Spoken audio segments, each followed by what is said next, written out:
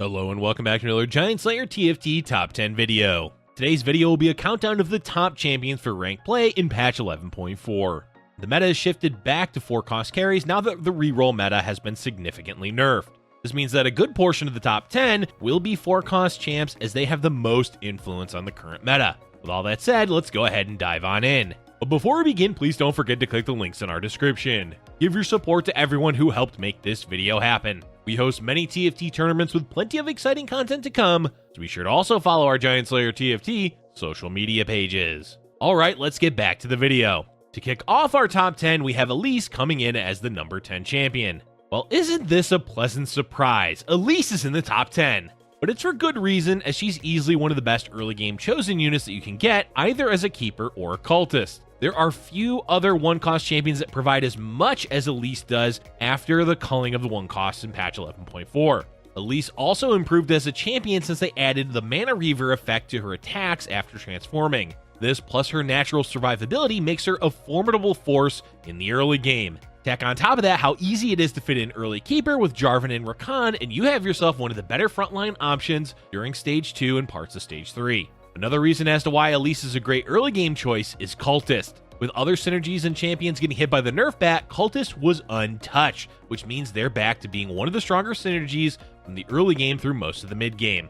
2-starring Elise either naturally or with a chosen helps boost your early game Cultist board to the point where you should be able to win streak. Add all these factors together and it makes sense as to why Elise made it into our top 10. Speaking of Cultist, the champion coming in at number 9 is Sivir. Sivir has taken up the mantle of being one of the better 3-cost mid-game carries.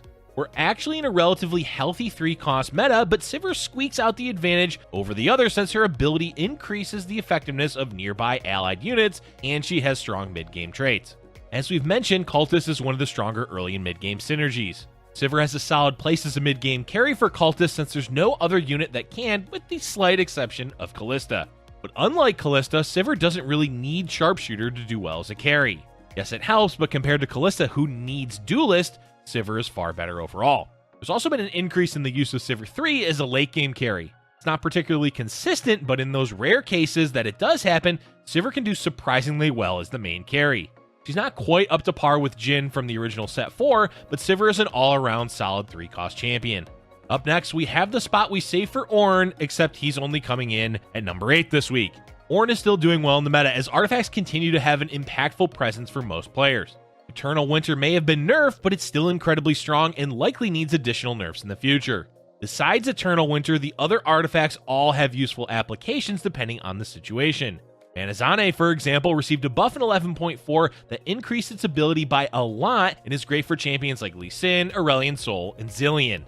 So if Ornn is still doing well thanks to artifacts, why is he only at the number 8 spot? Mainly, that with reroll compositions dying out, we've seen a higher amount of 4 and 5 cost champions take over the meta. They are for the most part more consistently used than Ornn, since Ornn isn't a guaranteed champion every game. And other frontline champions do more than Ornn, since Ornn is relatively unreliable in that regard. Still, he's one of the best 5-cost champions simply due to the artifacts, so don't neglect tossing him onto your board when you get the chance. Up next is another 5-cost champion coming in at number 7, Swain. Swain is one of the champions that has risen in popularity alongside of Dragon Soul. This began at the end of 11.3 and has continued on throughout 11.4 as Dragon Soul remains one of the best synergies in the current meta. Of course, Swain was already one of the better 5-cost units since 4.5 came out, but he's really been a mainstay now that Dragon Soul is doing well. Besides Dragon Soul, Swain also brings Siphoner.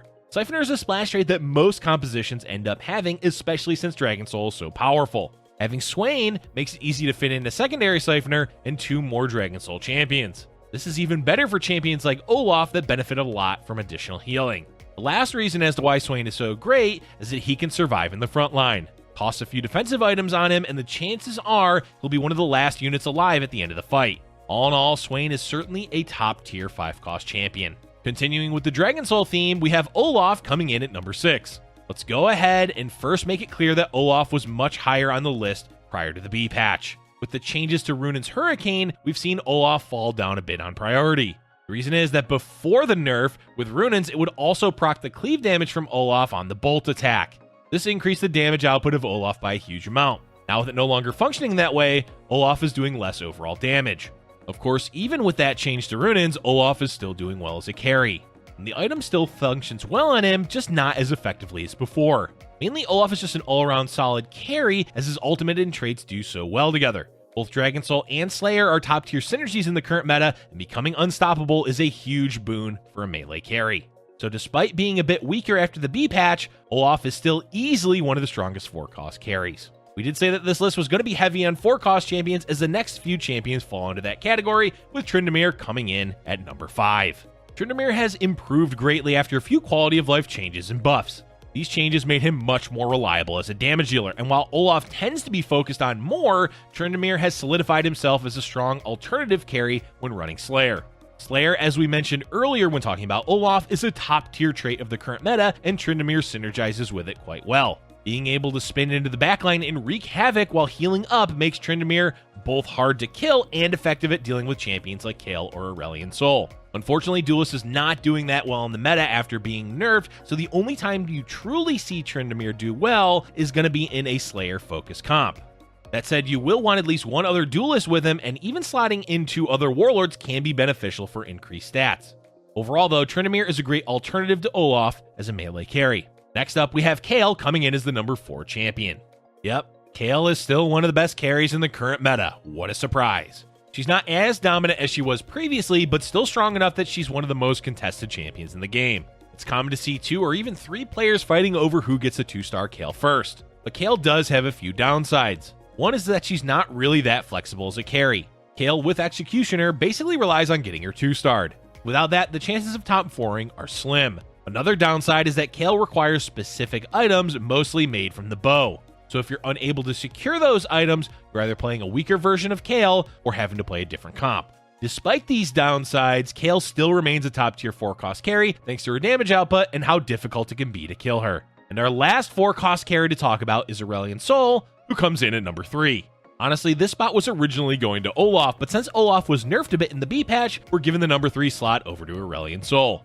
Auriel, like Kale, is extremely contested both in mage compositions and Dragon Soul. He has an absurd amount of damage output even if you're not using him as the main carry. One factor about Auriel Soul that's so nice is how easy you can flex into him.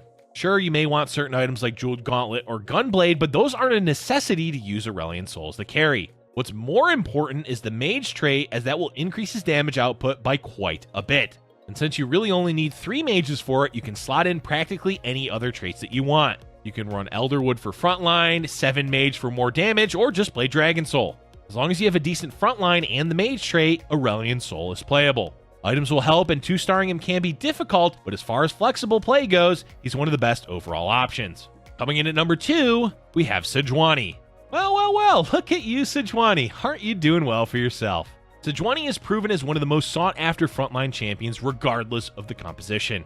Add in a second Vanguard, and Sejuani is hard to kill, and most importantly, provides a ton of crowd control. What makes her higher in value than, say, Aatrox is reliability. Since her ability hits a huge portion of the board, it's much harder to position against, whereas Aatrox can be countered by things like Target Dummy or Azir's Sandguards. It has always been the case that having a good frontline is important.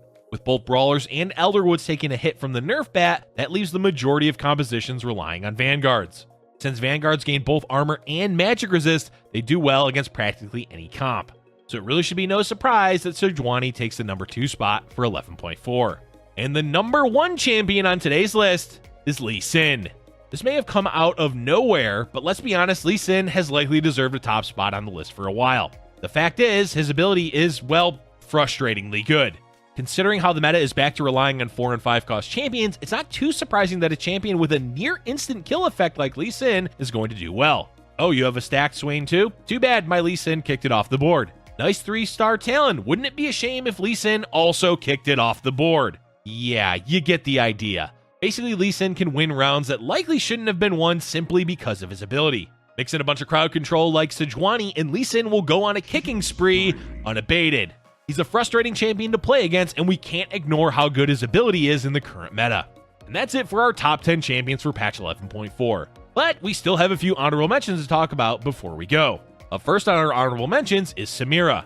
Samira is still one of the best 5-cost champions in the game, but she's not a necessity when both Olaf and Tryndamere can be used as a Slayer carry. Don't get us wrong here, Samira is still really good. But you do need to 2-star her, and that's not exactly easy to do consistently, whereas finding a 2-star 4-cost is much more reliable. Still, Samir is good, just not as consistent as her other Slayer compatriots. Next up is Kindred. Kindred falls into the honorable mentions this week mainly because we wanted to highlight Sivir as the 3-cost carry for 11.4. But Kindred is still a great champion, so don't pass them up if you have the option, as they'll still carry you through Stage 3 into Stage 4 if you can 2-star them. And our last honorable mention is Xayah. Xayah deserves a bit of love since she's almost always in the shadow of Kale. Even though she's not the main carry, Xayah is still plenty strong and has the potential to carry in an Elderwoods comp. But she is, for the most part, relegated to being the sidekick for Kale, which is why she's only an honorable mention. Alright, that's all we have for you for today. Meta is still a bit chaotic after all the nerfs, but it's great to see flexible play being rewarded instead of just pressing D. Let us know in the comments section below which champions you think deserve to be in the top 10 that we may have overlooked. Thank you for watching, and if you're enjoying our content, be sure to hit the like button and subscribe for future Giant Slayer TFT videos.